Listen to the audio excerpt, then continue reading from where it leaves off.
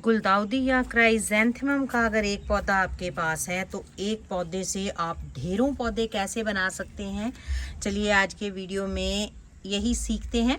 इसके फूल सर्दियों में खिलते हैं और खूब बड़े बड़े फूल आते हैं और बहुत सुंदर फूल आते हैं। अलग अलग रंगों में ये फूल खिलते हैं। सर्दियों के ख़त्म होने के बाद आपको इन पौधों को संभालना पड़ता है।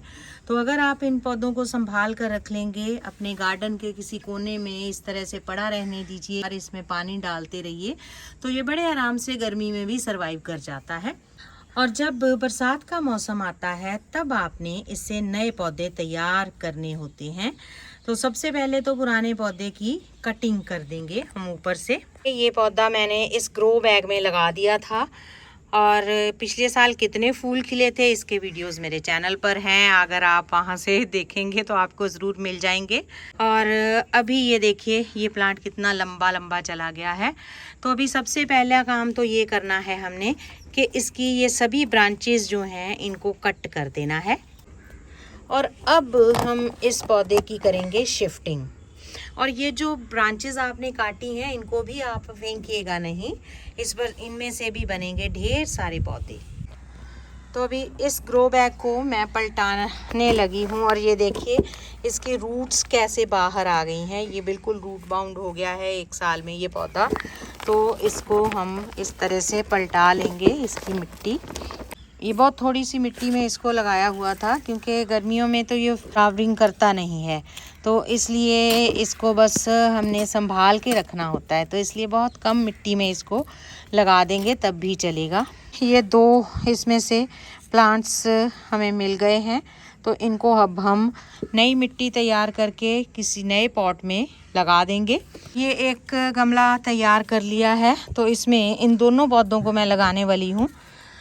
इसकी आप चाहें तो थोड़ी रूट प्रूनिंग कर सकते हैं, इसकी रूट्स को आप काट सकते हैं।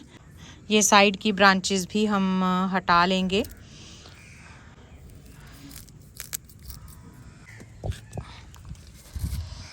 लीजिए ये एक प्लांट हमने इसमें इस तरह से लगा दिया।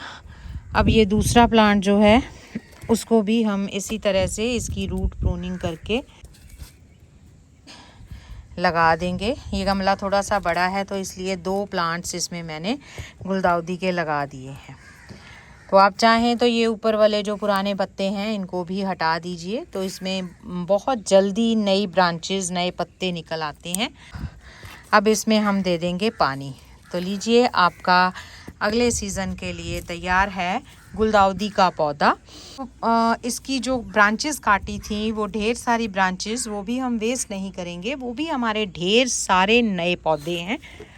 तो अब ये देखिए इसकी जो हम ये इस तरह से इसकी ब्रांचेस जो हैं वो काट लेंगे और इसके ये जितने नीचे वाले पत्ते हैं ये सारे के सारे आपने इनको हटा देना है।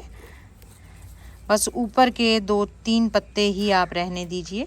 ये कलम हमारे पास तैयार हो गई है, इसका ये पत्ता भी हम हटा देंगे।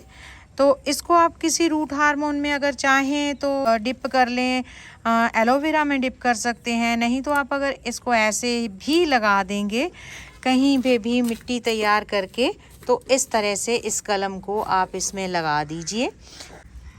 ये एक और कलम है हमने तैयार की है, इसको हम, ये है एलोवेरा जेल, तो इसमें ऐसे आप डिप कर लीजिए।